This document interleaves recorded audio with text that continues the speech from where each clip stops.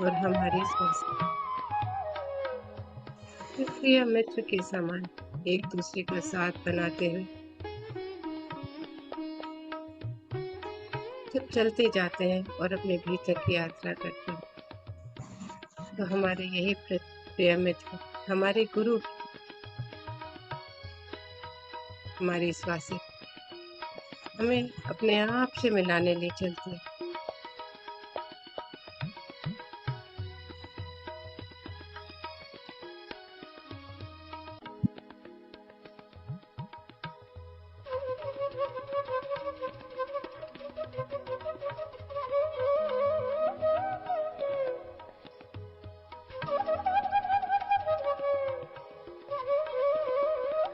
बहुत हल्के होते जा रहे हैं, जैसे जैसे आप श्वास में जुड़ते जा रहे हैं, बिल्कुल हल्के। आप, आपकी श्वासें और ब्रह्मांडीय ऊर्जा और ब्रह्मांडीय प्रकाश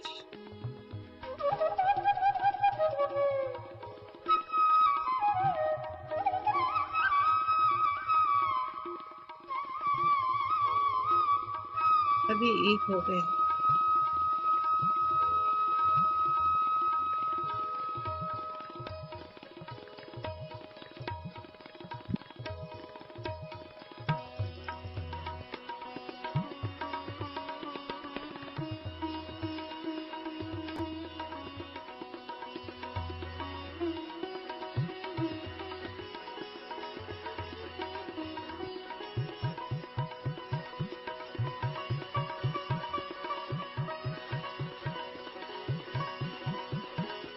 चेतना को परमात्मा की चेतना के साथ जोड़ते,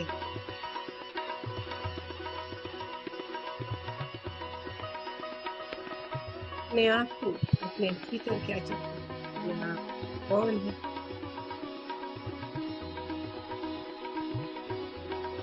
आपके भी जीवन में क्या परिस्थितियां हैं, आपको क्या सिखाने वाली हैं,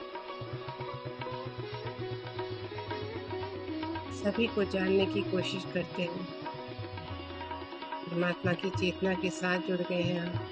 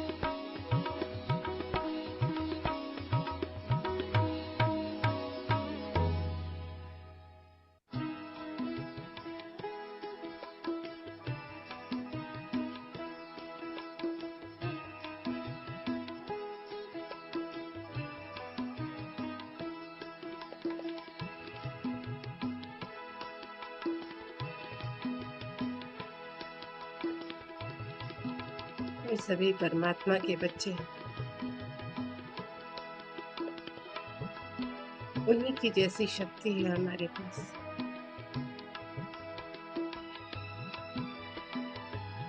बिल्कुल हूबहू उनके जैसे।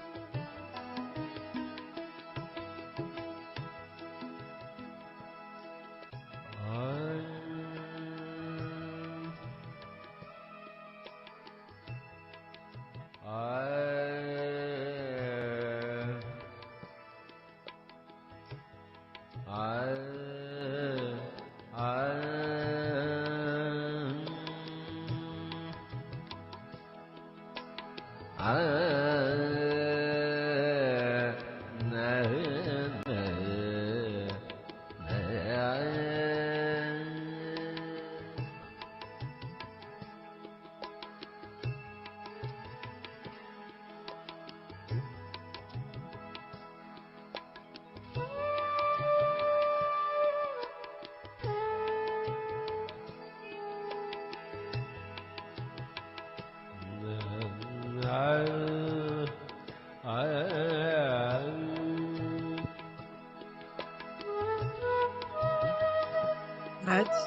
इसी पल आपका अपने आप से साक्षात्कार है।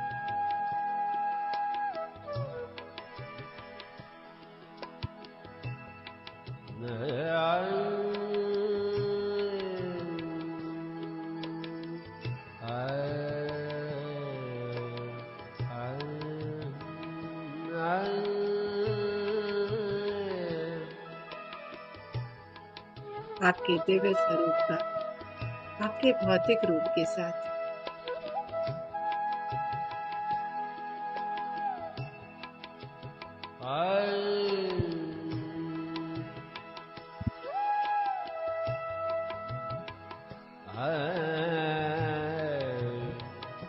आपका दिव्य रूप जानना चाहता है अपने भौतिक रूप से। क्या वो उसे पहचानता है? क्या वो उसके साथ हमेशा रहता है?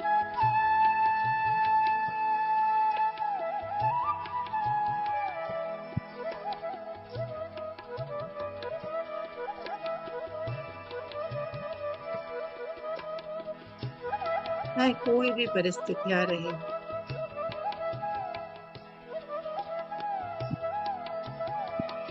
हर एक कार्य में, हर एक विचार में, हर एक भावनाओं में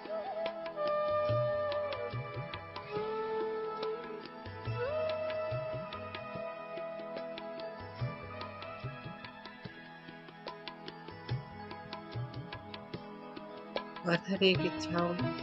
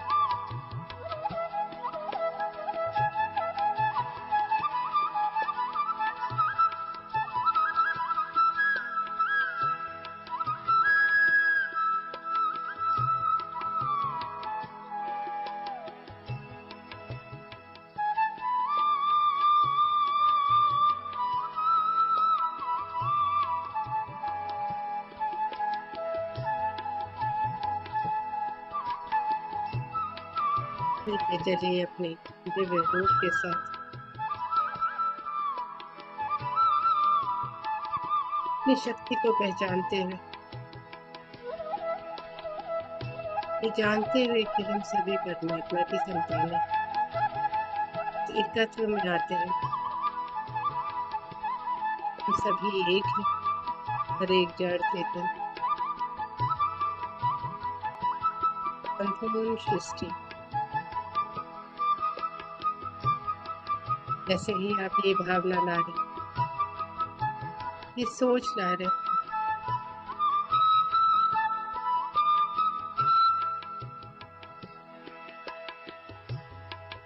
आपके भीतर की भावनाओं में क्या परिवर्तन आ रहा है। जैसे ही हम विचार बदलते हैं, हमारी भावनाएं स्वयं बदल जाती हैं।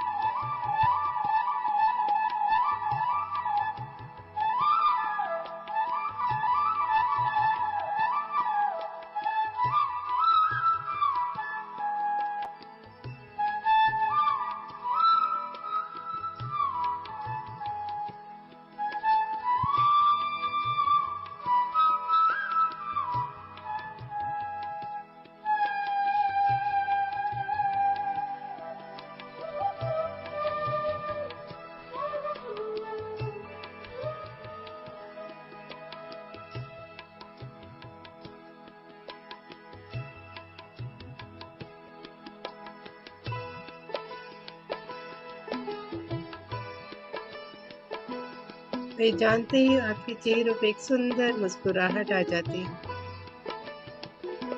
तो ये जानते ही हमारी सारी परिस्थितियां हमारे अनुकूल लगने लगती हैं।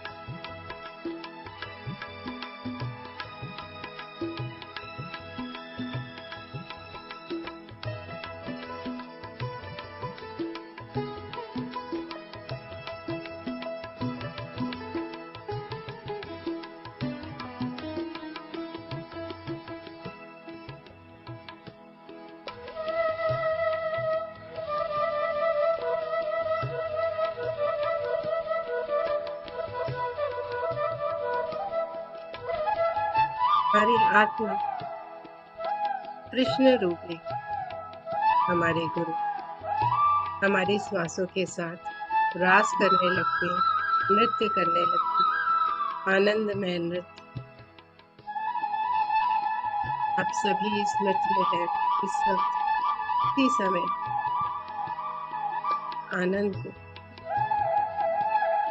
पूरी तरह से अनुभव करें।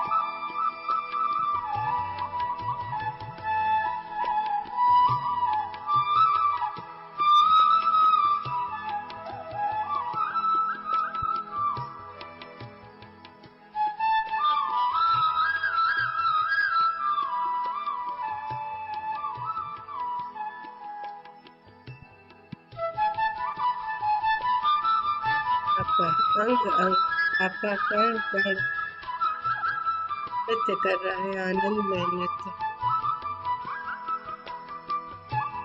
पूरे एकत्र हों।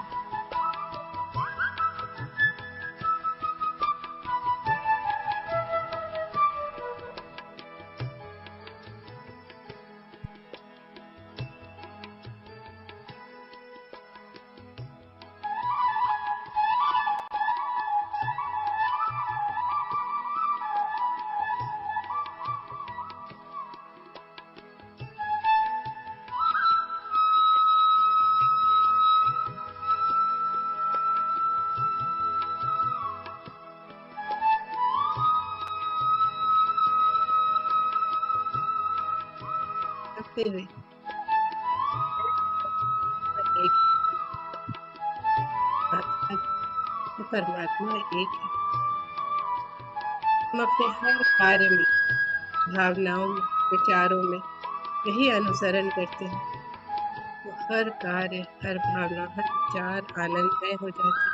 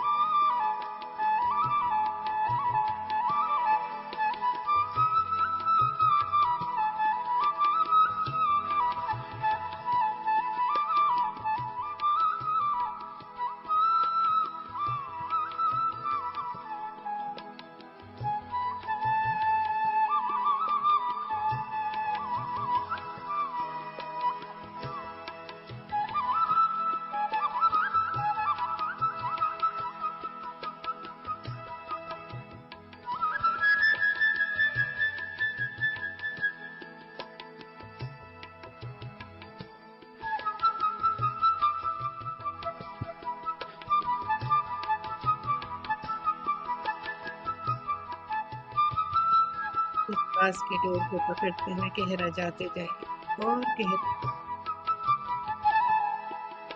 ध्यान सिर्फ अपनी सांसों पे केंद्रित करते हैं। ध्यान अगर आपकी सांसें शून्य भी हो गई हैं, बस उस शून्यता में मग्न होते हुए, आनंद में डूबते हुए और अपने भीतर के गोते लगाते हुए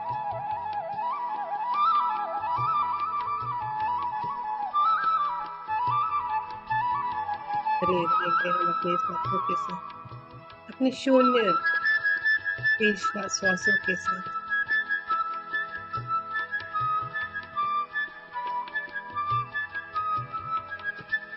कुछ शून्य है,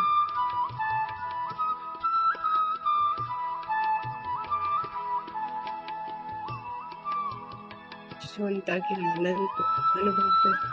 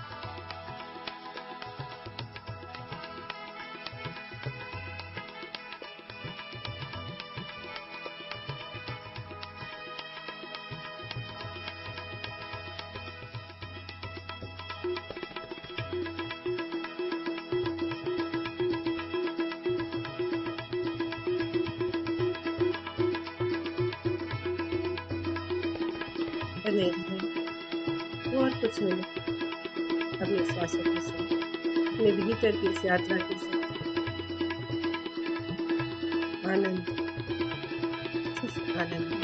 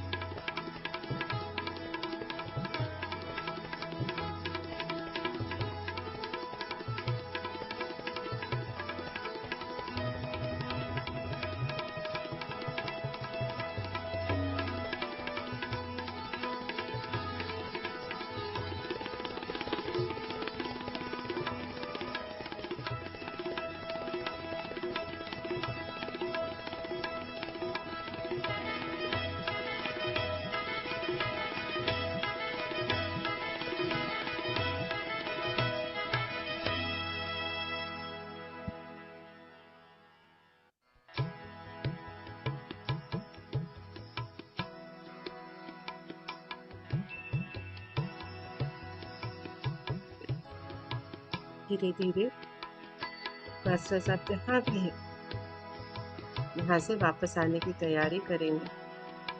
इस अंतर मन की जो यात्रा है इतनी सुखमय, ये अनुभव अपने साथ समेटते हुए, आनंद को अपने साथ समेटते हुए वापस आएंगे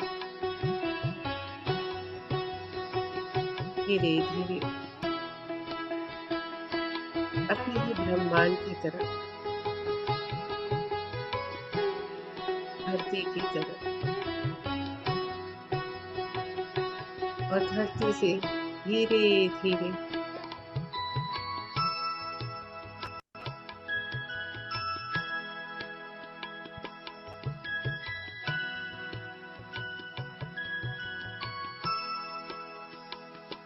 अपने शहर जहाँ आप रहते हैं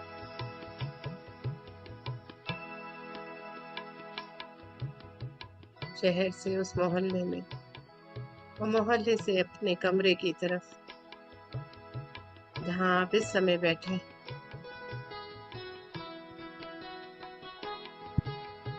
चारों तरफ के वातावरण के प्रति चेतना में आते हुए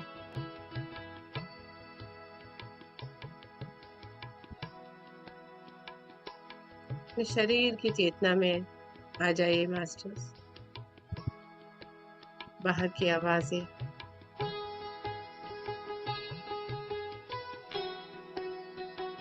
इस संगीत की धुन,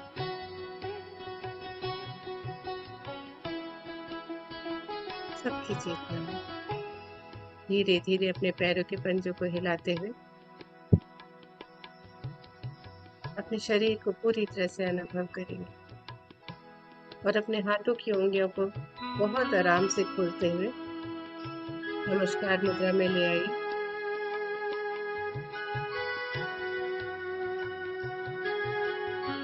थोड़ा सा हाथों को रगड़ते हुए दोनों हथेलियों को अपनी आंखों पे रख लीजिए, और आंखों पे रखे रखे हम पितामह पत्री जी को धन्यवाद करेंगे हृदय से, जिन्होंने हमें ये प्लेटफॉर्म दिया। महाअवतार बाबा जी और परम गुरु परमंडली को हम कोटि कोटि नमन करते हैं। अपने सभी जन जन्मांतर के गुरुओं को नमन करते हैं, जिनके साथ द्वारा हम यहाँ तक पहुंचे हैं। धरती माँ को धन्यवाद, हमें जन्म देने वाले माता पिता को धन्यवाद, हमारे सभी पूर्वजों को, और सभी जाने अनजाने जिन्होंने हमारी निरंतर मदद करी है हमारी इस आध्यात्मिकता की यात्रा में, उन सभी को धन्यवाद करेंगे।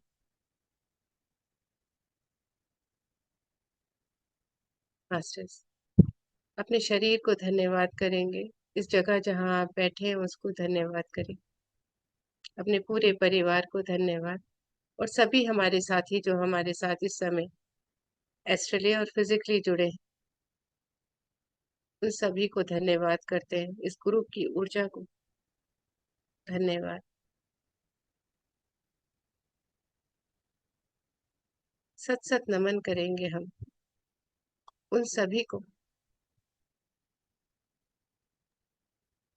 जो हमारे जीवन में कुछ ना कुछ सिखाने हमें आए थे, चाहे सरलता से, चाहे हमें उस समय कठिन लगा हो, पर जिनसे हमने कुछ ना कुछ सीखा है जीवन में, उन सभी को धन्यवाद करेंगे।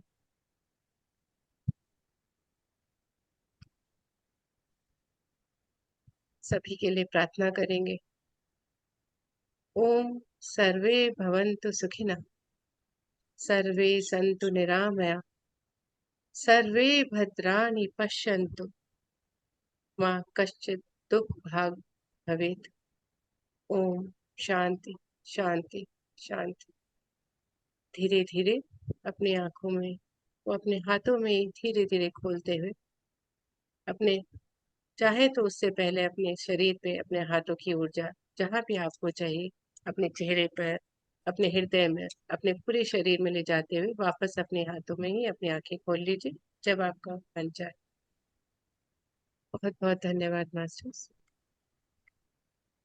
बहुत ही प्यारा ध्यान था, बहुत डीप भी था, एनर्जी फ्लो भी बहुत ज्यादा था। मैं थोड़ा लेट जुड़ पाई थी, फिर भी मुझे बहुत अच्छा फील हुआ। और मास्टर, आप लोग भी अपना एक्सपीरियंस शेयर करना चाहते हैं तो शेयर कीजिए मैम से, अदरवाइज अपने सब्जेक्ट पे चले। मैम नमस्कार।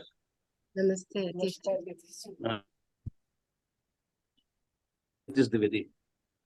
मैम ये जैसे उस समय जब ध्यान पे बैठते हैं तो वहाँ और तब हिल सकते हैं थोड़ा बहुत, जैसे कुछ देर के बाद ऐसा लगता है, तो हिलना ठीक होता है कि नहीं? कोशिश करिए नहीं हिले, क्योंकि उस समय हमारी हीलिंग हो रही होती है। जब हम ध्यान में होते हैं तो हमारी जी हीलिंग हो रही होती है। तो जी कोशिश करिए कि आप ना हिले और आपका ध्यान सिर्फ श्वासों पे रहे। तो आप अगर अपना ध्यान उस जगह से हटा लेंगे जिस वजह से आपको हिलना पड़ रहा है, तो कुछ देर में आप देखेंगे कि वो जगह जी हमें जो जो भी कारण था वो खत्म हो गया और आप वापस से अपना ध्यान गहरा कर सकेंगे। कई बार ऐसी जी चींटियां चलती हैं, कई बार धड़कन होती है शरीर में, जी या जी फिर कई बार दर्द होता है, वो सब हमारा निकल रहा होता है, हमारे शरीर से क्लेंजिंग हो रही होती है।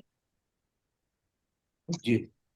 अच्छा, एक चीज और था कि जैसे अपन सांसों को ध्यान देना है, तो ये क्या, कैसे सांसों को ध्यान देंगे अपन? मैं थोड़ा सा एक्चुअली कंफ्यूज हूँ, सभी मास्टर से पूछ चुका हूँ, हाँ, संतुष्ट नहीं हो पा रहा हूँ मैं। ओके। तो आप ऐसे जानिए कि आपके एक तरफ श्वास है, जैसे आप सांस, अभी आप आंखें बंद करिए जी जी और अब आप देख रहे हैं कि आप श्वास ले रहे हैं आपके पेट से या आप लंग्स से। मतलब पहले शुरू में क्या हाँ होता है, बच्चे होते हैं तो आप अपना हाथ अपने पेट पे रखिए थोड़ा, जी और रख अब लिया। जब आप श्वास चलेगी तो जैसे जैसे आप श्वास भीतर ले रहे हैं, जी है ना, तो आपका पेट फूलना चाहिए। पर जी कई बार बिल्कुल। क्योंकि हम जब बड़े होते हैं तो ये, अभी अगर आप बहुत दिन से ध्यान नहीं कर रहे हैं तो क्या जी होगा, आप श्वास लेते समय आपका पेट अंदर जा रहा होगा, क्योंकि वो गलत हो गया होता है। हम जब छोटे से बच्चे होते हैं 5 साल तक के, तो जी आप बच्चे पे देखेंगे तो उसका पेट फूलता है जब वो सांस लेता है, और पेट भीतर जाता है जब वो सांस छोड़ता है। लेकिन जब हम जी बड़े होते हैं धीरे धीरे प्रक्रिया प्रक्रिया पूरी उल्टी हो गई होती है, क्योंकि हम इतने सारी चीजों में उलझ जाते हैं। तो जी जब हम ध्यान में आते हैं तो ये वापस से ठीक होने लगती है। इसी वजह से हमारे बहुत सारी चीजें भी हमारे शरीर में, जैसे आपने कहा, वो भी जी ये सारी चीजें, खुजली है या फिर धड़कन है, दर्द है, वो सब आने लगता है। ऐसा लगता है कई बार चींटियां चल रही है मुंह पे, हाथ पे, पैर पे। तो जी जी वो सारी चीजें सिर्फ इसीलिए क्योंकि हमारी श्वासें हम ठीक से लेना भूल गए होते हैं इतने समय से। तो जब आप ऐसा करेंगे, अभी भी आप अपने हाथ अपने पेट पे रखिए और श्वास जी लेकर के, जब आप श्वास आपकी भीतर जा रही है, आपके अंदर आप श्वास ले रहे हैं, श्वास स्वाभाविक है, आपको लेने की जरूरत नहीं, वो अपने आप ही आएगी। अगर नहीं आई मतलब तो हम जिंदा नहीं है, है ना। तो जी श्वास जी तो आ रही है, तो जब जी। आ रही है, भीतर आ रही है, तो वो आपका पेट कैसे बाहर जा रहा है या अंदर बाहर जा, बाहर जा बाहर रहा है। जा रहा है ना। तो जी यही आपको बस देखना है। आप आंखें बंद अच्छा करके आपको यही देखना है कि आप जब अच्छा अच्छा, श्वास जी आ जी, ये तो वो कैसे आ रही है, और जब आप जी, बाहर छोड़ें तो वो कैसे छोड़ें, यही देखना है, बस यही ध्यान है। बस बस बस ठीक है। ये एक्चुअली समझ तो यही रहा था, सही ढंग से क्लियरिफिकेशन नहीं हो रहा था, आपने कर दिया मैम, बहुत बहुत धन्यवाद आपको। जी जी, okay, thank you. Thank you sir.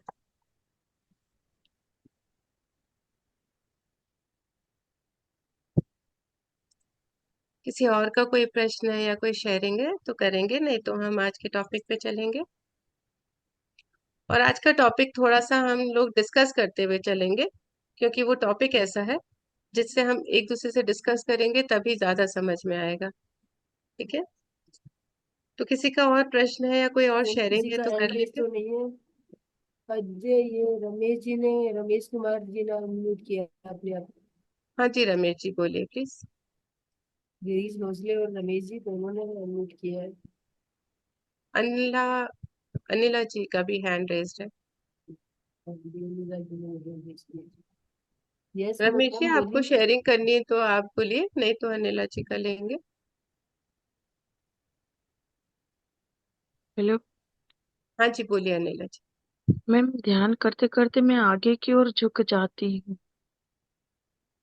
तो झुकने का क्या होता है, क्योंकि हम जब ध्यान करते हैं तो हमें बैठने की आदत नहीं है, है ना। जी। और आप कंधे, आप अगर अपना वजन आगे की तरफ डाल करके बैठे हैं तो आप आगे की तरफ ही झुकेंगे। कोशिश करिए कि अपनी रीढ़ की हड्डी को जितना सीधा रख सकते हैं वो रखिए। आपकी रीढ़ की हड्डी अगर सीधी रहेगी तो आपके जो आप ब्रह्मांडीय ऊर्जा ले रही हैं, अभी आप अगर गहरे ध्यान में गए थे तो आप देखेंगे कि वो ऊर्जा आपके पूरे शरीर में, रीढ़ की हड्डी से पूरे अंग अंग में जाता है वो ऊर्जा। तो जब धीरे धीरे हम उस जब आप सांसों पे ध्यान नहीं होकर आपके विचारों में या आप बिल्कुल सोने की प्रक्रिया में हो जाते हैं तो शरीर ढीला हो जाता है और भार हमारा आगे की तरफ झुकने लगता है, इसीलिए हम आगे की तरफ होने लगते हैं। तो वो तो ये कोई बात गलत है नहीं है। मैम, गलत है करेक्ट। मैम। गलत मतलब गलत कुछ भी नहीं होता ध्यान में, लेकिन हाँ वो ब्रह्मांडीय ऊर्जा अगर हमें पूरे शरीर में ठीक से लेनी है तो हमें क्या करना है कि अपने आप जब बैठते हैं, जब आप आसन लेते हैं तो अपने कंधे को पीछे कर लीजिए, रीढ़ की हड्डी सीधी कर लीजिए और अपने हाथों को जितना हो सके कि आप बांध के रखिए, अपने बगल से बांध के रखिए। मतलब इस तरह से, देखिए मैं दिखाती हूँ, इस तरह से आप पूरा बगल में ऐसे करके रखेंगे अगर अपने हाथों को, तो आप नीचे नहीं झुकेंगे और उस वजह से आपकी जो ब्रह्मांडीय ऊर्जा है आपकी रीढ़ की हड्डी में बहुत अच्छे से जाएगी। Yes ma'am, thank you. लेकिन आपको स्ट्रेस लेने की जरूरत नहीं है, वो धीरे धीरे व्यवहार में आ जाएगी जब आप ध्यान करते रहेंगे। जी, thank you। ठीक है। मैम, मैम हाँ जी। थोड़ा सा सहारा लेकर बैठ सकते हैं मैम? पीठ का आप एक मतलब बड़ा तकिया मत लीजिए, एक छोटा वाला जो कुशन आता है उसको पीठ में नीचे लगा लीजिए। अच्छा जी। मतलब कोई भी आपके कंधे या कंधे से ऊपर आपको सहारा नहीं लेना है। अच्छा, ठीक है, आप बस वो नीचे ये, हाँ जी। वो भी अगर किसी को मेडिकल, हम्म, बोलिए रेखा जी। हाँ अच्छा, मैं बैठ नहीं सकती एक्चुअल में मैम, इसीलिए। हाँ वो कोई बात नहीं, आप जिस भी तरह से बैठ सकते हैं, शुरू में आप वैसे ही ध्यान करिए, थोड़ा सा आप कुशन ले लीजिए, तकिया ले लीजिए, तकिया लेकिन खड़े की जगह आप लेटा करके ले लीजिए। अच्छा, ठीक। ठीक है, तो चलो, आप हाँ आराम जी, से करिए, धीरे थैंक। धीरे आप सीधे बैठना शुरू हो जाएंगे, ध्यान करते करते आपको पता भी नहीं चलेगा, आपको उसकी जरूरत नहीं होगी। Okay ma'am, okay, thank you. हाँ, ओके। मैम हम मैम हम जो नीचे नहीं बैठ पाते हैं। हाँ मैम तो जो चेयर आप पे बैठिए, चेयर पे बैठिए, चेयर पे ऐसे बैठिए जिसमें दोनों, ऐसी चेयर अगर आपके पास है जो पहले चलती थी, चौड़ी चेयर, और जिसमें दोनों तरफ हाथ नहीं, मतलब हाथ रखने का सहारा नहीं होता था, वैसी चेयर बेस्ट होती है ध्यान करने के लिए। सोफे क्योंकि पे नहीं आप बैठ सकते मैम? सोफे पे भी बैठ सकते हैं, सोफे पे भी बैठ जाइए, पर मतलब कोई भी जगह ऐसी देखिए जिससे पैर आपके नीचे टिके और पूरा का पूरा जो तलवा है वो आपका धरती पे टिका रहा है, मतलब बीच में हैंग नहीं होने चाहिए पैर। मतलब धरती से ऊपर उठेंगे तो आप थोड़ी देर बाद थक जाएंगे आपके पैर, तो पैर में नीचे कुछ टिका रहना चाहिए। नहीं, सोफे पे हम पालती मोड़ के बैठते हैं। हाँ तब ठीक है, बैठ जाइए। बस पूरा ऐसे नहीं बैठिएगा सोफे पे क्योंकि पूरा सहारा हो जाएगा, तो आप भी एक छोटा वाला कुशन अपने नीचे लगा लीजिए। जी, थैंक यू। और कोशिश करिए कि अगर सोफे की जगह आप चेयर ले सकते हैं बिना हाथ के सहारे वाली, मतलब जिनमें साइड रेस्ट नहीं हो, वो वाली चेयर बेस्ट होती है। तो ओवर अ पीरियड आप एक ऐसी चेयर बना लेंगे अपने लिए तो हमेशा के लिए काम आएगी। मैम, एक तो जो जैसे म्यूजिक था साथ में, तो जो आप इंस्ट्रक्शन दे रही थी वो क्लियर सुनाई नहीं दे रहे थे म्यूजिक की वजह से। अच्छा, और तो म्यूजिक जब मुझे पता नहीं चला क्योंकि मेरे तरफ वॉल्यूम कम है, तो मैं बहुत धीमा ही रखी थी उसको एकदम नहीं, आज नहीं नहीं, या तो हमारा जब बहुत कम ही था। मेरा मतलब कहने का ये है कि जब जब आप इंस्ट्रक्शन कोई दे रही हो तो उस समय म्यूजिक बिल्कुल धीरे हो जाए, हाँ वो ऐसा, कर ताकि सकते वो हैं। इंस्ट्रक्शन ठीक से सुनाई दे पाए। म्यूजिक की वजह से ठीक से सुनाई नहीं दे रहे थे। और हाँ, दूसरा, जैसे नॉर्मल सांस लेनी है या कुछ उसमें हम अफर्मेशन भी हमें जोड़ना है? अफर्मेशन सिर्फ ध्यान शुरू करने से पहले लेते हैं, बीच में कोई अच्छा अफर्मेशन नहीं। तो अच्छा, जब मतलब आप हर सांस के साथ कुछ ऐसा हमें सोचना नहीं नहीं है? नहीं, उस समय कोई बिल्कुल। सोच नहीं है, कोई विचार नहीं है, कुछ भी नहीं, सिर्फ आप और आपकी स्वाभाविक श्वासें। श्वासों में भी आपको जबरदस्ती खींचना नहीं है, श्वास को लंबा गहरा नहीं करना है, जैसी चल रही है बस वैसे देखना है आपको श्वासों को। और अपने आप को ढीला छोड़ देना? अपने शरीर को सीधा करके और ढीला छोड़ना है। अच्छा, मैडम ठीक है, ध्यान के बीच थैंक में यू मैम। इंस्ट्रक्शन सीखे, इंस्ट्रक्शन देना बीच में, ध्यान के बीच में। फिर से बोलिए पवन जी आप। मैडम ध्यान के बीच में इंस्ट्रक्शन जैसे आप देते हैं तो ध्यान बढ़ता नहीं है उससे? हाँ, तो आज का जो ध्यान था वो मैं करीब 25-30 मिनट बाद आपको इंस्ट्रक्शन देना शुरू करी थी, बीच में सिर्फ जी। श्वास का ध्यान था।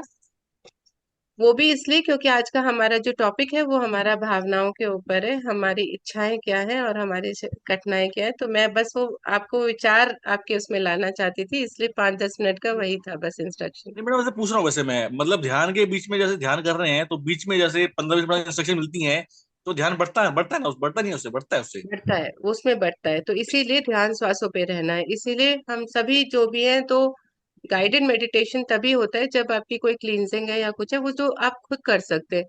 लेकिन जी। जैसे आप अगर गहरे ध्यान में चले गए तो आपको सुनाई नहीं पड़ेंगे वो इंस्ट्रक्शन। हाँ जी, हाँ जी, हाँ जी, हाँ जी। हम्म। Thank you madam, thank you.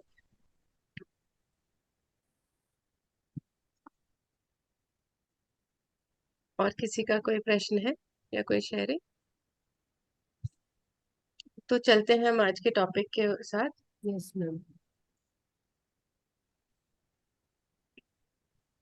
तो आज का हमारा टॉपिक है, बहुत ही सुंदर टॉपिक है, कठिनाइयां, हानि, लज्जा, ये आध्यात्मिक चरण है।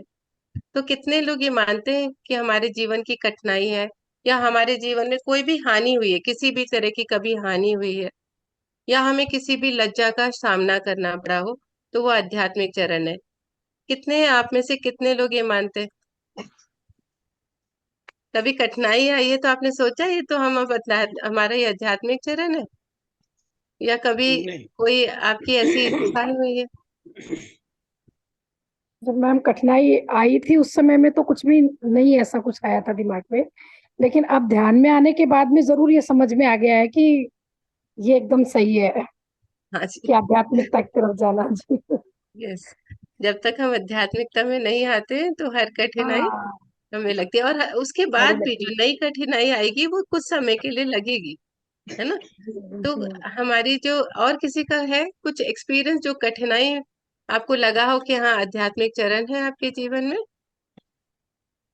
नहीं मैडम, अभी तक तो कोई ऐसा महसूस नहीं हुआ। हुआ होगा लेकिन आपने उसको जाना नहीं है। हम सभी हाँ। का ये रहता है जीवन, मतलब हम क्या कहते हैं, ये हमारा सहाय वर्ल्ड है ना। यानी कि हम यहाँ सहने आए हैं। सहने का तात्पर्य है कि हम यहाँ सीखने के लिए आए हैं। तो जब सीखने के लिए आए हैं तो हमें वो तो एग्जामिनेशन तो देना ही पड़ेगा, देना है ना हर एग्जाम। तो जब एग्जाम देना है तो वो कठिन तो लगते हैं एग्जाम, छोटे से बच्चों को भी लगते तो हमें तो लगेंगे। हमारी तरह के लिए तो जीवन के जो लेसन्स होते हैं उसकी अपनी कठिनाई है ना। तो हमारे जीवन में बहुत तरह की कठिनाइयां, हम जितने भी यहाँ जुड़े हैं ऐसा कोई भी नहीं होगा शायद जिसके जीवन में कोई छोटी बड़ी कठिनाई नहीं रही होगी, किसी में बड़ी रही होगी, किसी के जीवन में छोटी है। तो कठिनाई कैसी होती है, कभी किसी के जीवन में परिस्थितियां ऐसी हो जाती हैं, बहुत कठिन लगती हैं कि किसी के माँ बाप उतने समर्थ नहीं है, या हमारे जीवन में एक ही माता या पिता, एक ही पेरेंट रह गया है, या किसी के वो भी नहीं है, किसी के वो इतनी वो वैसी वाली विशाल कठिनाई होती है, किसी के जीवन साथी से रिलेटेड, कोई रिलेशनशिप से रिलेटेड है, कोई पैसे से रिलेटेड है, कोई स्वार्थ से रिलेटेड है। हमारे कठिनाई तो अनंत है, कितनी है, हम मन से ही हमारी कठिनाई है।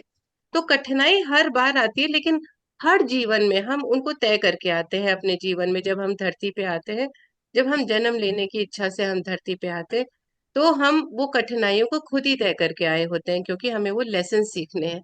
तो मान लीजिए जीवन में बहुत ऐसी कोई कठिनाई आई है जो हमें लगता है ये तो मेरे जीवन में क्यों आई, मुझे ही क्यों चुना गया है इसके लिए, ऐसा कब तक चलेगा, ये क्यों बार बार आए जा रही है, ऐसे बहुत सारे निरंतर प्रश्न हमारे, मतलब सांस लेना भी मुश्किल होता है। कई कई लोगों के जीवन में इतनी कठिनाई, बहुत विशाल कठिनाई तक भी आती है, लेकिन जितनी बड़ी कठिनाई होती है उतना बड़ा लेसन।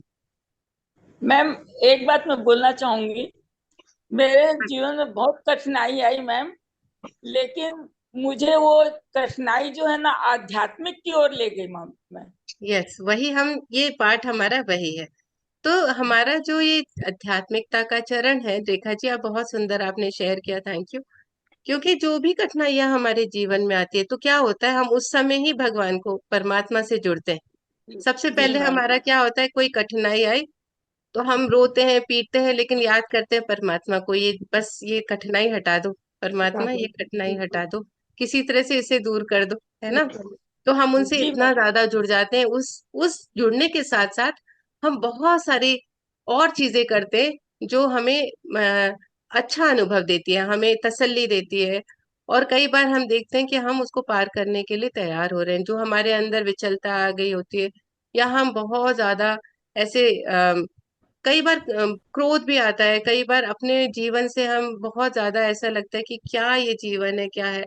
तो हम ये सारी चीजों तक भी आते हैं, लेकिन हम उन सब में परमात्मा को याद करते हैं, उठते बैठते सोते चलते खाते पीते, उस समय हमारा ध्यान, जितनी बड़ी कठिनाई उतना ज्यादा हम परमात्मा से जुड़ते हैं। लेकिन और अब जब मैम हम, इतना ज्यादा हो गया कि ऐसे लगता है कि जो भी करेगा परमात्मा ही कर रहा है, किसी के आगे बोलने की जरूरत नहीं है, परमात्मा ही है जो भी है।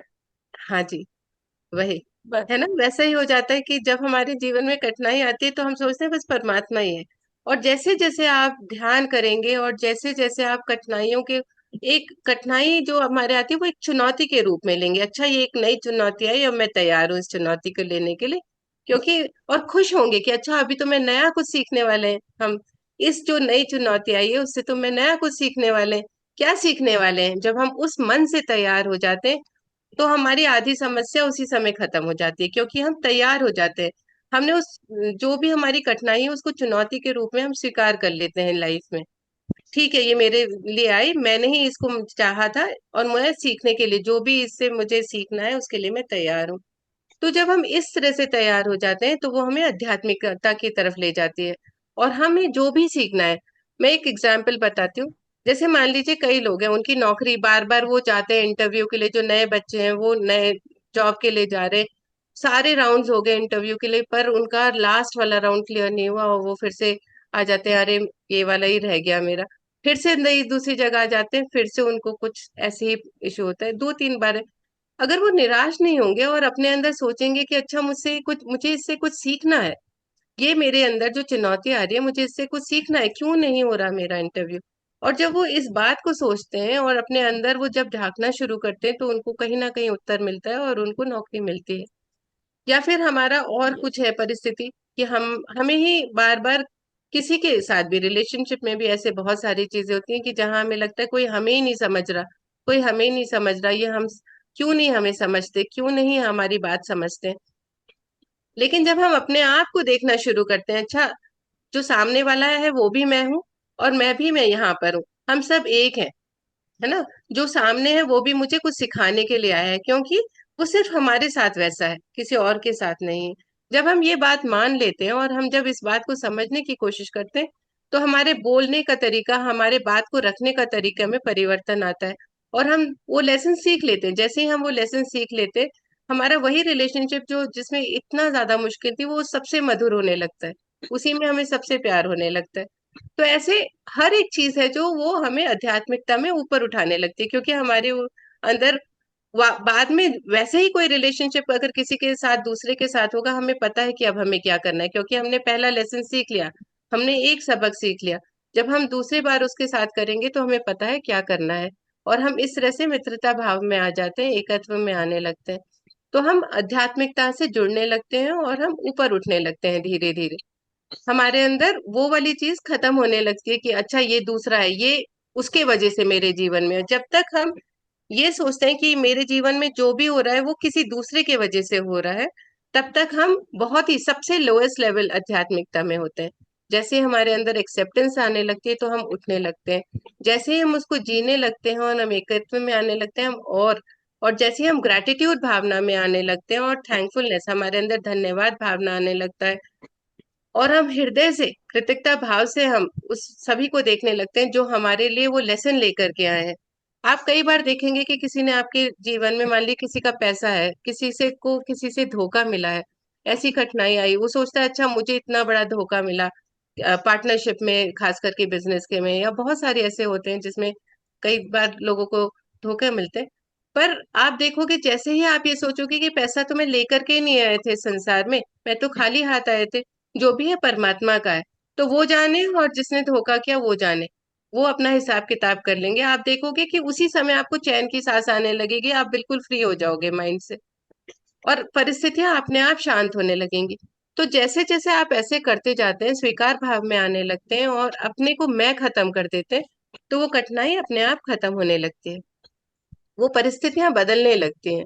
तो हमारे अंदर जो भी परिस्थिति, जो भी लोग हमें वो लेसन सिखाने के लिए हमारे जीवन में आए, क्योंकि हमने चाहा था उनको लाना, हमें हमारे लेसन, अब हम लेसन सीखने के लिए आए। आप कोई मूवी देखते हो तो जब तक उसमें विलेन नहीं आएगा तब तक वो उसमें कोई मजा ही नहीं है ना? तो कुछ भी नहीं पता चलेगा। अच्छा, वो जो विलेन बनने के लिए तैयार हुआ है उसको लोग जो भी मूवी देखते हैं उसको कितना बुरा भला करते हैं, पर फिर से वो दूसरी मूवी में जाकर के विलेन ही बनता है ना, बनता है। तो वैसे ही है कि हमारे जीवन में कई लोग हमें सिर्फ सिखाने के लिए आए होते हैं, तो हमें ये मानना है और उनको कृतज्ञता भाव से थैंक यू बोलना है, ग्रैटिट्यूड में रहना है कि वो हमारे जीवन में आए और हमें वो सिखाना है। कई बार हमें उस रूप में जो सामने है वो हम ही है, हमें पता भी नहीं होगा कि हम मल्टी डायमेंशन में हम खुद को सिखाने के लिए आए हैं। तो हमें मानना है कि हम, जो भी परिस्थितियां हैं, जो भी कठिनाई हमारे जीवन में आई है, वो हमें कुछ सिखाने के लिए आई है। जो भी लोग हमारे जीवन में आए हैं वो हमें कुछ सिखाने के लिए आए हैं। वो उनके वजह से हमारे जीवन में कुछ नहीं है, क्योंकि मैंने वो चाहा था वो लेसन सीखने के लिए, इसलिए ये परिस्थिति मेरे जीवन में आई है। हमारे पास फ्री विल है कि हम फ्री विल में कह सकते हैं ध्यान में बैठ कर के अब मुझे इस परिस्थिति में और नहीं जाना है, लेकिन वो अगले जन्म में हमारे साथ फिर से आएगी वो परिस्थिति, जब तक हम वो लेसन नहीं लर्न कर लेते।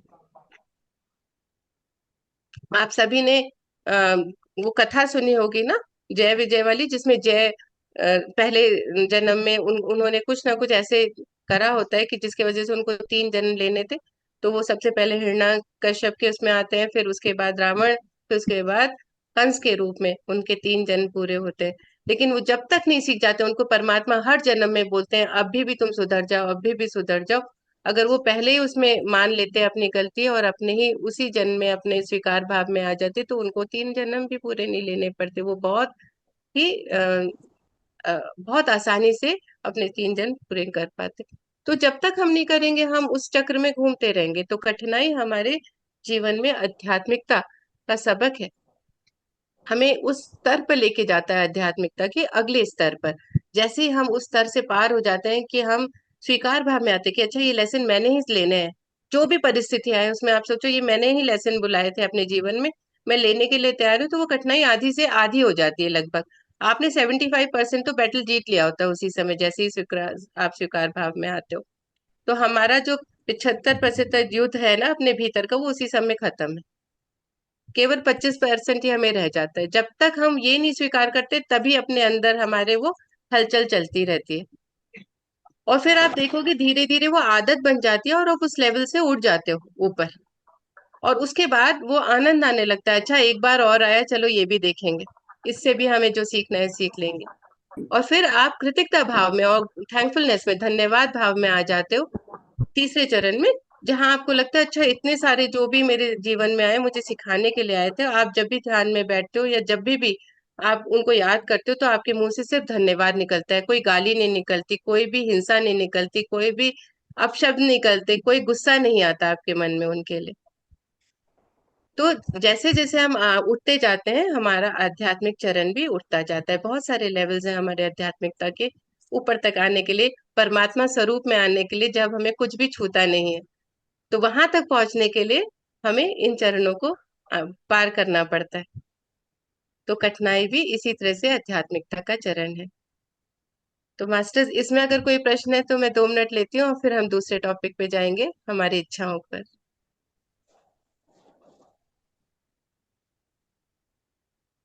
हमें इतने अच्छे से समझाया, कुछ प्रश्न रह ही नहीं जाता है। मैम लेकिन कभी ना कभी कभी नहीं भी समझ में आता है कि हमें मतलब ये परिस्थितियां क्या लेसन दे रही हैं या हमें क्या समझना है इसमें से, कभी कभी नहीं भी समझ में आता है। हाँ नहीं, जब तक आप स्वीकार भाव में नहीं आएंगे तब तक आप सरल नहीं होंगे, क्योंकि आपके अंदर वो हलचल चल रही है। आप ध्यान भी नहीं कर पाएंगे क्योंकि आप में गुस्सा है ना, आप में इतना गुस्सा होगा या आप में होगा उसके वजह से मेरे लिए ये हुआ है। तो जब आप स्वीकार भाव में आ जाएंगे आप सरल हो जाएंगे, तब आप ध्यान में बैठोगे। ध्यान में बैठने से आपको जरूर उत्तर मिलेगा कि क्यों है ये। मैम मैं ध्यान में बैठती हूँ लेकिन तब भी मुझे कुछ मतलब नहीं, कुछ मैं कभी महसूस नहीं होता, ना आंसर मिलते तो हैं। आप अपनी भावनाओं पे ध्यान दीजिए, अपनी भावनाओं पे जरूर ध्यान दीजिए। क्योंकि जब आप ध्यान करेंगे और अपनी भावनाओं पे ध्यान देंगे कि आपकी भावना कैसी चल रही है अंदर, किस तरह की भावना चल रही है आपके अंदर, तो आपको उत्तर जरूर मिलेगा। कोशिश करूंगी मैम, थैंक यू। कोशिश करिएगा अब, क्योंकि आप अपने कुछ मिनट ही आप भावनाओं को देखिए, उसके बाद आप सांसों पे ध्यान दीजिएगा। तब आपको जरूर पता चलेगा कि आपको क्या है जो आपका लेसन सीखना है। हेलो। हाँ जी मनीषा जी बोलिए प्लीज। हेलो। हाँ हाँ जी नमस्ते मनीषा मैम। जी। जैसे हाँ मैम, मैं ये बोलना चाह रही हूँ, जैसे ना जैसे जैसे मेडिटेशन कर रहे हैं तो जैसे कुछ गलत करते हैं, मान लो जैसे झूठ कई बार मजबूरी में बोलना पड़ता है, ना चाहते हुए बोलना पड़ता है, तो उसके लिए गिल्ट होता है फिर अंदर से कि हमने क्यों बोला। जैसे अभी रिसेंट हुआ कुछ, मैंने झूठ बोला तो मुझे ना अंदर से अच्छा नहीं लग रहा, मन काटता है अंदर से। तो तो वो हमारा तीसरा टॉपिक है, उसके बारे में हम जरा 5 मिनट बाद बात करेंगे। हाँ जी, थैंक यू। ठीक है। हेलो। हाँ जी अनिला जी। हाँ मैम, स्वीकार कैसे करेंगे? स्वीकार करना बहुत सरल है। जब आप सबको एकत्व में देखेंगे कि जितने भी हम सब हैं हम एक हैं। देखिए हम सब को ये जानना, जब भी आप बैठते हैं ध्यान में, आप परमात्मा से प्रार्थना करिए कि मैं ये जान पाऊं कि आप और मैं एक है। जब हम ये प्रार्थना करना शुरू करेंगे तब आप देखोगे कि आपको ये समझ में आएगा कि हम सब तो एक है। हम एक ही ऊर्जा से बने, एक ही माता पिता जैसे होते हैं उनकी इतनी संतानें, वो सब एक होते हैं, प्रेम भाव बना होता है। लेकिन हमको सब परमात्मा ने हू बहू हमें एक सा बनाया है, बिल्कुल एक सा। ये कहीं पे भी आप आध्यात्मिकता की किसी भी वेद पुराण में पढ़ लीजिए, कहीं भी पढ़ लीजिए, इतनी क्लियरली बताया गया है कि परमात्मा ने जब हमें क्रिएट किया था, जब माता आदि शक्ति पराशक्ति जगन माता ने हमें बनाया था, उतने प्रेम से अपनी भावनाओं से बनाया था, अपनी फीलिंग के साथ बनाया था। और हम सब एक पूरी संपूर्ण सृष्टि एक साथ बनी है, एक ही उनके मुस्कुराहट से, उनकी जो मंद मंद मुस्कुराहट है, उनकी भावना है, उनसे हम पूरी सृष्टि का सृजन हुआ।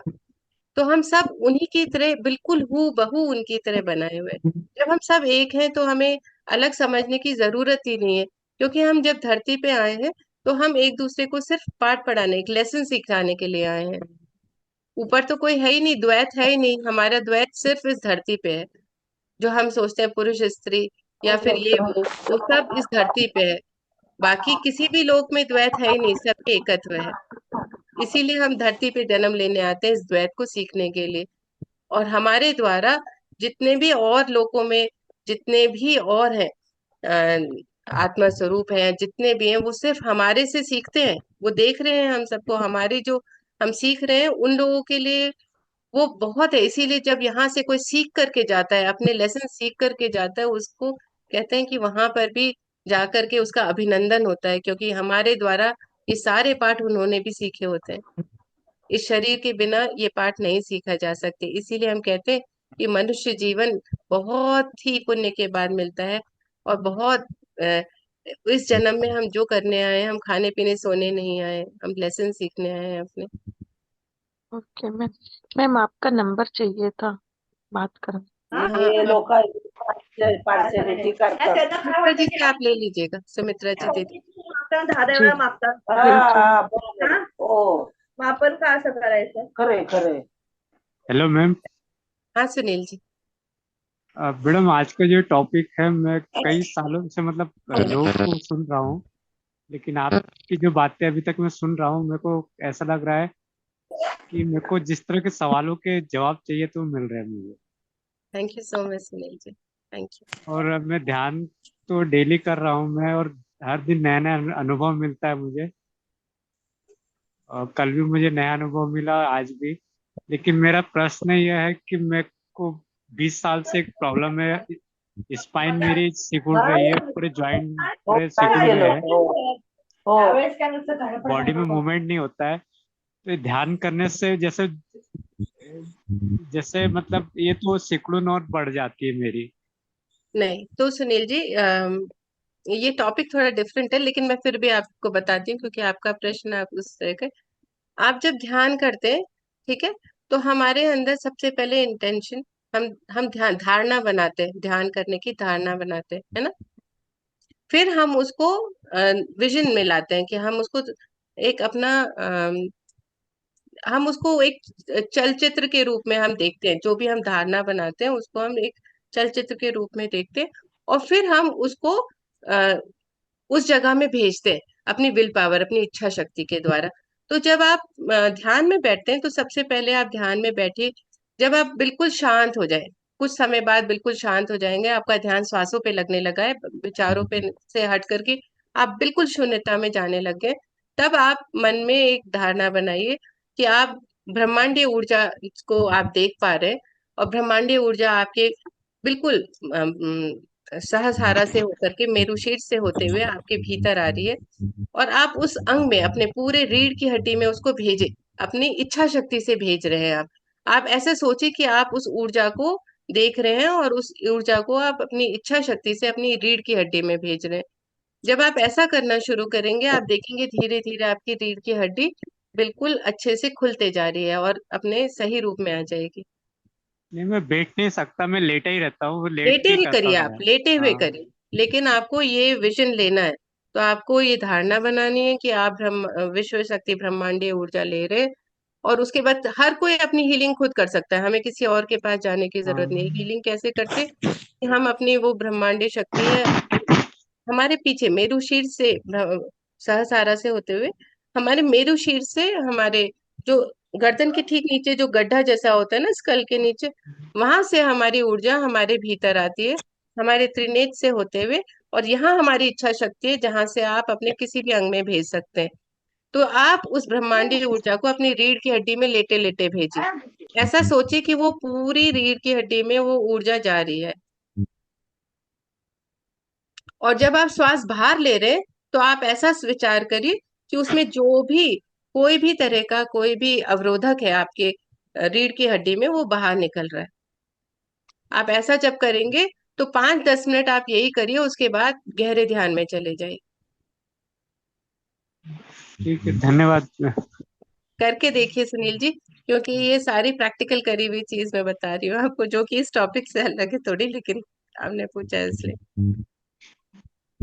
मैडम आपसे जैसे आगे जैसे कुछ सवाल कुछ करना रहा, फिर जैसे कुछ समय बाद, जैसे अगले हाँ हफ्ते या 10 दिन बाद फिर। हाँ हाँ, तो आप सुमित्रा जी को बोल दीजिएगा या उनको मैसेज कर दीजिएगा, वो मुझे भेज देंगे।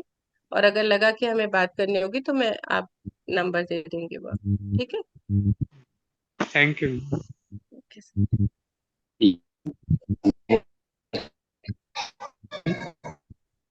ठीक है, हम दूसरे प्रमोद जी बोलिए, हम दूसरे टॉपिक पे चलेंगे, नहीं तो। हाँ प्रमोद जी। गुस्सा आने लगता है आपकी वॉइस नहीं आ रही ठीक से, आवाज सुनाई नहीं पड़ रही, ब्रेक हो रही है। प्रति कोई काम कोई कुछ वर्क हो तो अगर हमारे हमारे अनुकूल नहीं होता है हाँ तो हाँ बात बोलिए। इरिटेट होने लगते हैं उस चीज को। ऐसे लगता है कि उसी के प्रति गुस्सा आने लगता है। हाँ जी। तो इस भावना को कैसे समझें? ऐसे लगता है मन में अंदर हलचल होने लगती है और ऐसे लगता है कि उसको हम मार दें या कुछ वैसा करें। तो तो इस भावनाओं से तो जो गुस्सा है वो हमारे मूलाधार चक्र का असर है, ठीक है।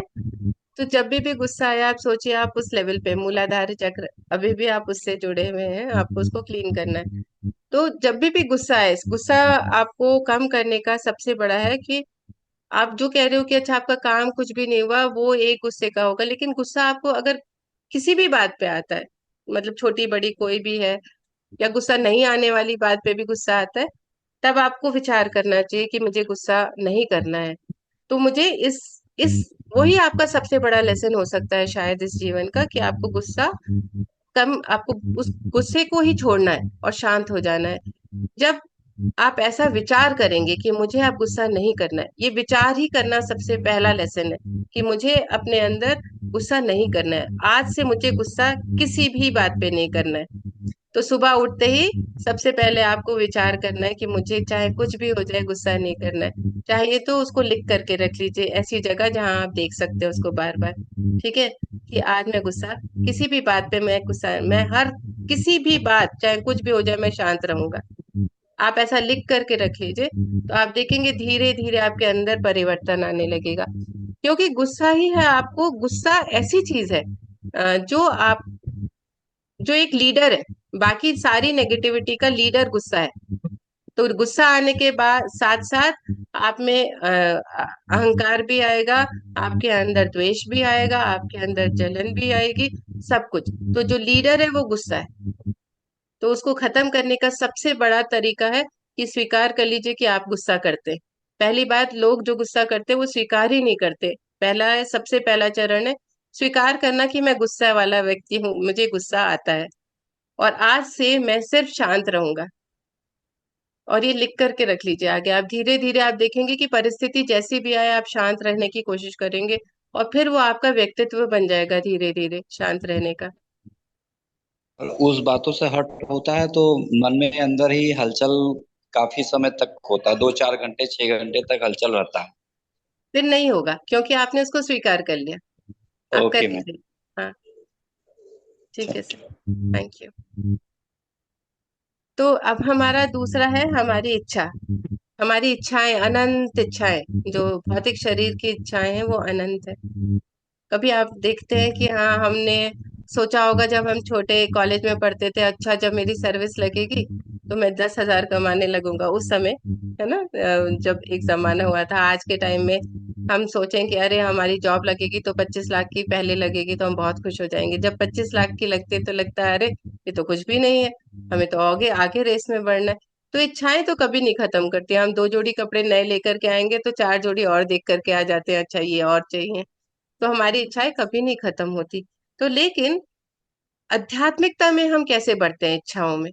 आध्यात्मिकता में हम इच्छाओं में, जब हम अपनी इच्छा को परमात्मा के कार्य से जोड़ देते हैं, तो जब भी हमारा जो, जैसे कि मैं बता, जैसे हमारा कोई कार्य है, हमने सोचा कि अच्छा मुझे बहुत पैसे कमाने हैं।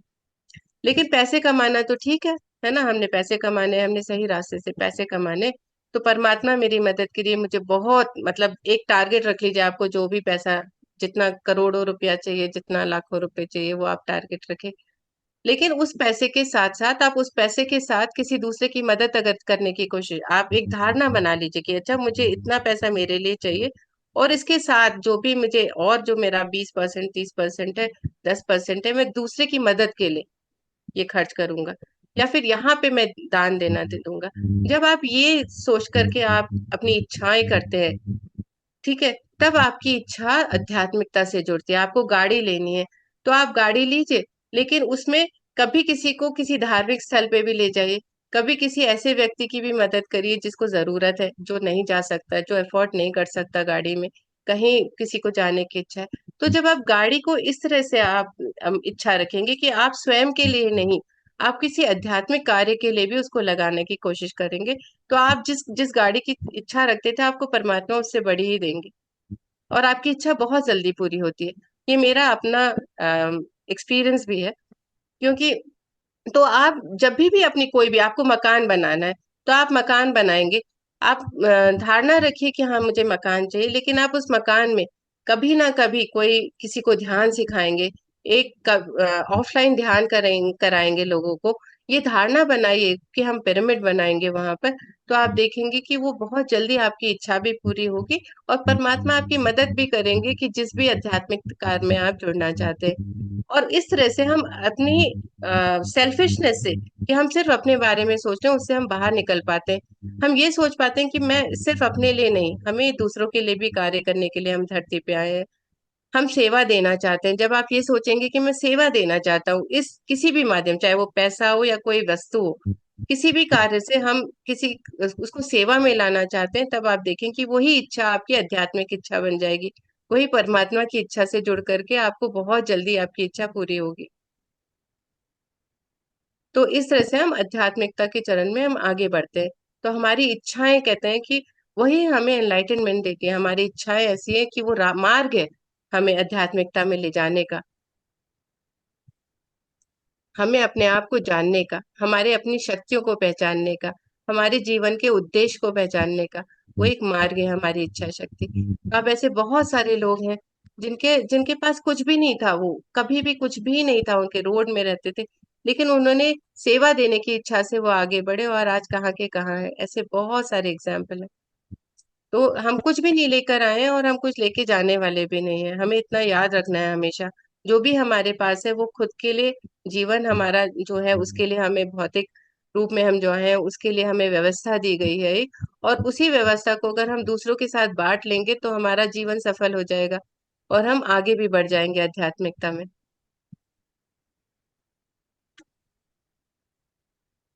तो इच्छा हमारा दूसरा था आज का टॉपिक। किसी का यहाँ पर कुछ भी सवाल है या कोई भी आप अपना एक्सपीरियंस शेयर करना चाहेंगे तो जरूर बताइए।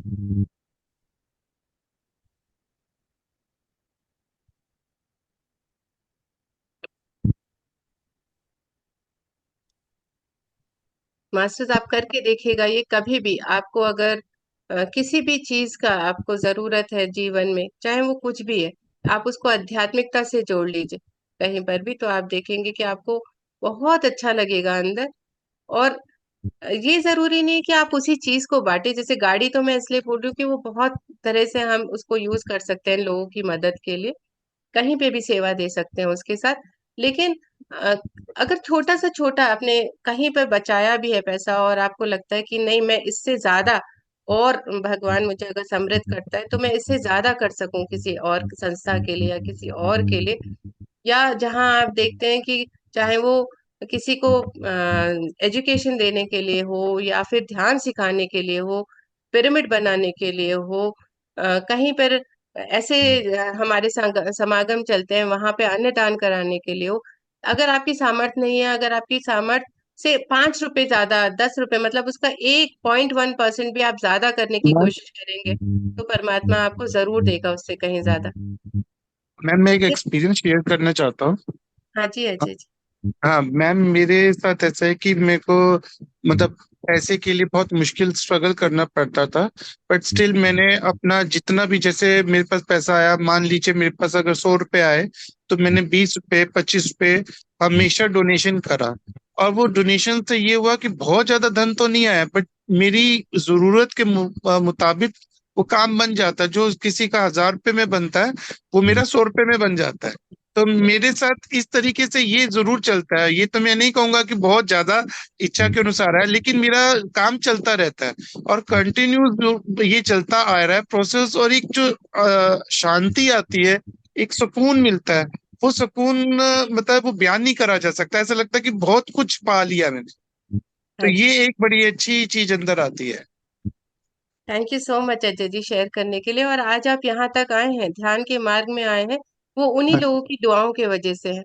नहीं तो हम में से कुछ गिने चुने ही हैं जो ध्यान में आज आ पाए हैं। ऐसे हजारों लोग, करोड़ों लोग हमारे वातावरण में ही है, हमारे ही फैमिली में, हमारे ही वातावरण में, जिनको आपने बोला होगा पर वो नहीं आ पाते। तो हमारे जो आध्यात्मिकता की यात्रा जो शुरू हुई है उसके लिए हमें धन्यवाद करना चाहिए, क्योंकि कहीं ना कहीं उन लोगों की दुआएं हैं हमारे साथ, उन लोगों की प्रार्थनाएं हैं जो हम जान भी नहीं सकते। हमें पता भी नहीं वो लोग कौन है जिनकी आपने जाने अनजाने में मदद करी होगी, जिसकी वजह से आप यहाँ तक आए हैं। बिल्कुल। मैम एक और क्वेश्चन है मेरा। मैम मेरे पैर में 3-4 दिन से ध्यान करते करते अपने आप ही ना हड्डी के अंदर दर्द आ गया है। अब मैं इसको ध्यान से ही ठीक कर रहा हूँ, क्योंकि मैंने मेडिसिन नहीं लेनी, मन में सोच लिया धारणा, तो फर्क आया है। बट अभी फर्क मतलब उतना नहीं, धीरे धीरे परसेंटेज कम हो रही है, जैसे आपने अभी बताया वैसे मेरी उसके पेन की परसेंटेज कम हो रही है, बट अभी है स्टिल। तो पैर नीचे रखने में थोड़ा मुश्किल है। अपने आप ये ध्यान आया और अपने आप कुछ चीज ऐसा लग भी रहा है कि जूम करके निकल रही है। तो हाँ, जैसे आपने बताया ऊपर से ब्रह्मांडी शक्ति को मैं नीचे डाल रहा हूँ, तो उसका असर तो आ रहा है, लेकिन अभी इतना नहीं आ रहा जितना कि मैं कहूँ कि एक दम निकल गई है। तो क्या ये तो अपनी, प्रोसेस ठीक है? हाँ, प्रोसेस एकदम ठीक है। अपनी इच्छा शक्ति को और जागृत कर लीजिए। और जहां जब आप ब्रह्मांडीय ऊर्जा लेके जा रहे हैं, तो मान लीजिए आपका पैर आप है वो उसके सेंटर में, उसके ठीक है, सेंटर में आप वो ऊर्जा भेजिए तो वो फैलेगी उधर। ठीक है। Thank you ma'am, thank you so nice of you. Ma'am जैसे हमको कोई कुछ कर दिया तो हम बातें लेके पकड़ लेते हैं और अंदर एकदम हलचल होने लगती है, तो इस चीज को कैसे रिमूव करें मैम, प्लीज गाइड। स्वीकार भाव से कि किसी ने हमें कुछ कह दिया, हमने लिया ही नहीं। जब तक हम लेंगे नहीं, एक गिफ्ट आपको कोई देता है, पकड़ाता है, आप लेते नहीं हो, तब तक वो आपका नहीं हुआ। इसी तरह किसी ने आपको कुछ कह दिया, आपने लिया ही नहीं, तब तक आपका हुआ ही नहीं वो। आप ले लेते हो, मन से पकड़ लेते हो उसको, इसलिए फिर मन में रह जाता है। हमने वही एक्सेप्ट कर लेते हैं तो हाँ, बाद में वही एक्सेप्ट नहीं हलचल करना हो है, जाती, और कुछ अगर हम जो कहा उसी के ले पास ही रहने नहीं दीजिए। और उस चीज को वहीं रिमूव कर दें तो फिर वो सही हो जाता रिमूव भी करना है, उसको पकड़ना ही नहीं है। है। मतलब वो जो कह रहा है उसको आपने हाथ में लिया नहीं, ऐसे सोच रहे वो गिफ्ट है मुझे नहीं चाहिए, तो आपने पकड़ा ही नहीं अपने हाथ में। जब आपने मन से नहीं पकड़ा तो आपके मन में रहेगा ही नहीं, आप थोड़ी देर बाद भूल जाओगे उस बात को।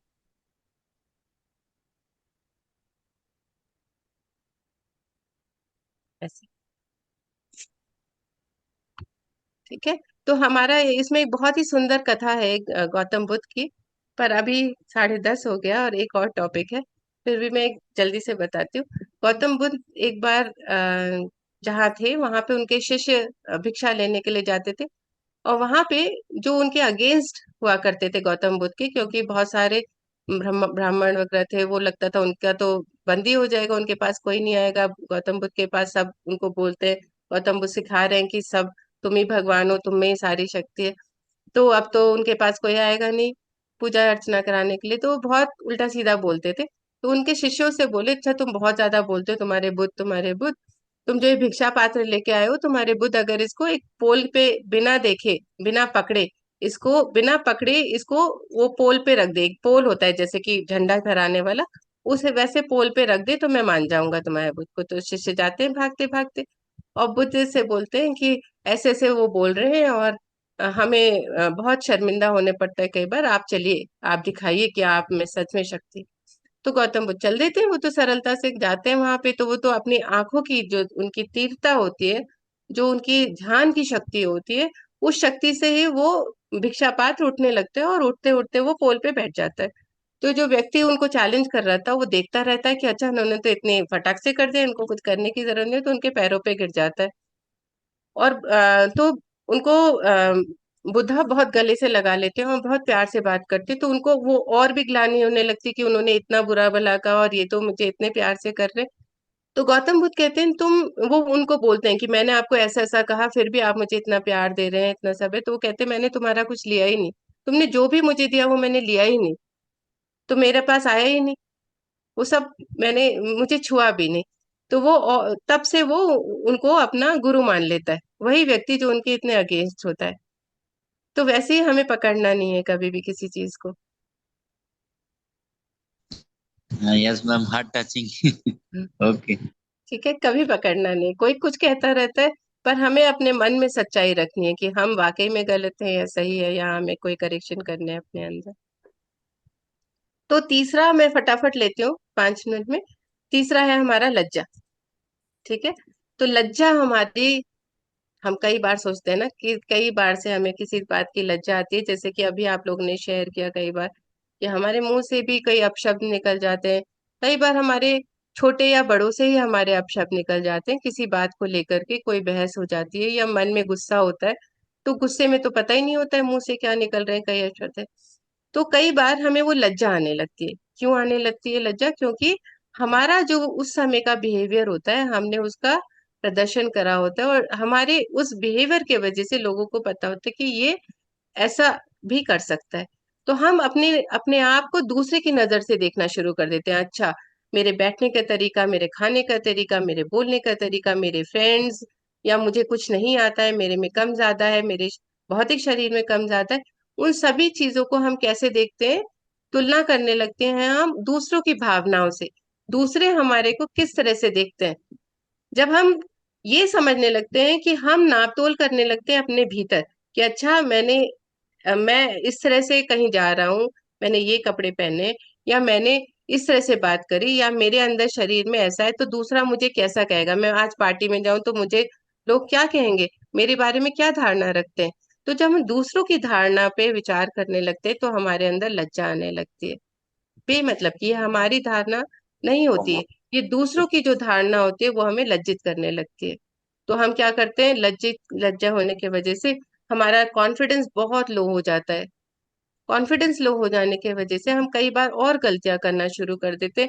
हमारे अंदर घृणा आने लगती है अपने ही प्रति, हमारे प्रति अपने ही प्रति गुस्सा आने लगता है, और दूसरों के प्रति हम वो गुस्सा निकाल देते हैं कई बार अपशब्द से या किसी चीजों से।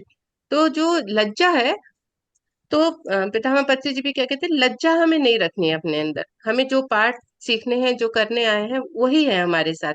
चाहे वो हमारे शरीर की कोई भी विकार हो, या फिर हमारे लिए वो विकार होते हैं, लेकिन वो हमारे लिए लेसन है किसी ना किसी तरह के। ठीक है, तो हमें उनको स्वीकार करना है, हमें उनको लज्जा में नहीं रखना। हमें अपने को दूसरे की नजर से देखने की आदत से बाहर आना है, कि दूसरा हमारे किसी भी कार्य को किस तरह से देखता है। उस जब हम उस भावना से जब बाहर आ जाएंगे, तब हमें लज्जा से हम बाहर भी बहुत जल्दी से बाहर आ जाएंगे। तो हम आराम से सिर ऊंचा करके चल सकते हैं, कॉन्फिडेंस के साथ चलेंगे। जो हम मुंह छुपाने की कोशिश करते हैं, इधर उधर छुपने की कोशिश करते हैं, घबराहट दिखाते हैं, वो सारी चीजें हमारे अंदर खत्म हो जाती हैं। जब हम खुद में ऐसे कॉन्फिडेंस दिखाएंगे तो लोग हमारे अंदर खुद से कॉन्फिडेंस लेकर के आते हैं। तो समाज हमारे किसी भी मूर्खता या कोई भी किसी भी जो हमारे अंदर कमियां हैं, उसका प्रमाण देने के लिए हम सिर्फ समाज को देखना शुरू करते हैं। तो ये चीज हमारे अंदर हमें नहीं करनी है, क्योंकि हम सब जानते हैं, जब हम ध्यान में आ गए हैं तब हमें पता है कि ये भी एक आध्यात्मिकता का मार्ग है जो मुझे सीखना है। और जब मैं सीखने के लिए तैयार हूँ, तो मेरे अंदर लज्जा नहीं है, मेरे अंदर कॉन्फिडेंस आने की जरूरत है। तो लज्जा एक ऐसी चीज है जब हम अपने को बिल्कुल ही खत्म कर देते हैं, हम दूसरों को ही द्वारा जीना शुरू कर देते हैं। दूसरा क्या कहेगा, दूसरा अगर मुझे बोलता है कि नहीं तुम ऐसे नहीं, तुम ये कार तुम अच्छे से ये नहीं कर सकते, या ये काम ये तो अच्छा कर ही नहीं सकता कभी, तो हमें क्या होता है कि हम कपकपाने लगते हैं कि अच्छा, हम ये काम कर ही नहीं सकते, क्योंकि हम दूसरे की दृष्टि के हिसाब से कर रहे हैं। और कहीं पे भी अभी हमने गड़बड़ करी तो हमें बहुत लज्जा आएगी कि अच्छा, मैं तो शर्म से मुंह भी नहीं दिखा पाऊंगी अगर मैंने किया। तो हम वो कोशिश ही खत्म कर देते। जब हम कोशिश खत्म कर देते तो हम उस कार्य को सीखेंगे ही नहीं, कभी नहीं सीखेंगे। लेकिन हम तो सीखने आए हैं, तो हमें कोशिश रखनी है। तो लज्जा हमारी आध्यात्मिकता मार्ग कैसे बनती है? जब हम जान जाते हैं कि ये लज्जा जिस भी कारण से मेरे अंदर है, उसको मैं चैलेंज करती हूँ, और मैं उसमें उसी में प्रवीणता हासिल करूंगी, तब हम आगे बढ़ जाते हैं आध्यात्मिकता में।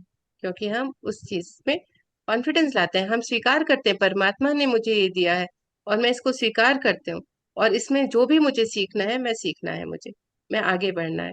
किसी के रोके से मुझे नहीं रुकना, किसी और के वजह से मुझे नहीं रुकना। तो हम क्या करते हैं, तब हम आगे बढ़ना शुरू करते हैं और हम आध्यात्मिकता के मार्ग में पहुंच जाते हैं। अभी भी हम बहुत सारे लोग हम ये जानते हैं जो हम ध्यान में आए हैं, तो समाज में बहुत ऐसे व्यक्ति होंगे हमारे परिवार में, अरे ये तो सिर्फ ध्यान करते रहते हैं, इनके पास तो समय ही नहीं है बात करने के लिए। बहुत लोग इस तरह से भी मानते होंगे कि अच्छा अभी इनका समय तो इसी में जाता है। कई बार मुझे ही लोग बोलते हैं, अरे अभी तुम्हारी उम्र थोड़ी है, अभी तो जब बुढ़े हो जाते तब ये सब करते। पर नहीं, ये हमारा मार्ग है, ये मैंने चुना है, इसमें लज्जा नहीं आनी चाहिए, है ना। तो कई बार आप देखोगे कि ध्यान के लिए भी लज्जित हो जाते हैं लोग कि अच्छा हम ध्यान है, लेकिन अगर हम ये मार्ग छोड़ देंगे तो हम आगे नहीं बढ़ेंगे। तो लज्जा से समाज हमें एक गहना जैसा पहना देती है और हम उसको पहन लेते हैं। जब हम उसको पहनना छोड़ देते हैं तो हम आध्यात्मिकता में आगे बढ़ जाते हैं, क्योंकि हम वो सीख लेते हैं आगे बढ़ना, है ना। तो हमें उस चीज को ब्रेक करना है, वो हम ही कर सकते हैं, दूसरा कोई भी हमारे लिए नहीं कर सकता, कोई भी नहीं कर सकता, हमें सिर्फ हम ही कर सकते हैं इससे आगे बढ़ना है। तो हमारे अंदर कोई भी बुराई है, कोई भी त्रुटि है, कोई भी दोष है हमारे अंदर, हमें स्वीकार करना है और हमें आगे बढ़ना है। क्योंकि हम ये जानते हैं कि अगर हमारे अंदर कोई भी बुराई है, जैसे हमारे अंदर कोई गुस्सा है या मुझे किसी व्यक्ति से ईर्ष्या होती है, तो मैंने जान लिया उस बात को, अब मैं ही खत्म करूंगी, कोई आकर के उसमें ब्रश नहीं मार सकता, है ना। तो मैं ही कोशिश करके उसको खत्म करना है। मेरे शरीर में कोई दोष है, मैंने स्वीकार करा कि अच्छा परमात्मा ने मुझे दिया है, मैं इसको स्वीकार करती हूँ और मुझे आगे बढ़ना है उसके साथ, उसको स्वीकार, वही सबसे सुंदर है मेरे लिए। तब हम आगे बढ़ जाते हैं, नहीं तो हम उसी को पकड़ करके रुक जाते हैं और वहां से हम आगे नहीं बढ़ते तब तक जब तक हम उसको छोड़ना नहीं सीख जाते। तो मास्टर्स यही है हमारे कठिनाई और हमारी इच्छाएं और हमारी लज्जा का आध्यात्मिक चरण। थैंक यू सो मच मुझे सुनने के लिए। यस मास्टर, मैं किसी वाणी थैंक और यू को को मैम, विराम। चाहिए? बहुत अच्छे से समझाया आपने, बहुत बढ़िया आप बताया। थैंक यू आपका सो भी मच बहुत बहुत मैम, धन्यवाद। Thank you so much. Thank you, thank you so thank you much. Ma'am, thank you ma'am. Thank you, सबको बहुत बहुत धन्यवाद। तो मैम सबको समझ आ गया, तो आज की ये ध्यान सभा को यहीं पे विराम दिया जाए। जी मैम। ठीक है, आप सबको बहुत बहुत धन्यवाद मुझे सुनने के लिए, समय निकाल करके यहाँ जुड़ने के लिए। और महाअवतार टीवी का भी मैं बहुत बहुत, पूरी टीम का बहुत हृदय से धन्यवाद करती हूँ मुझे मौका देने के लिए। Thank you so much, thank you आप सभी का। Thank you ma'am.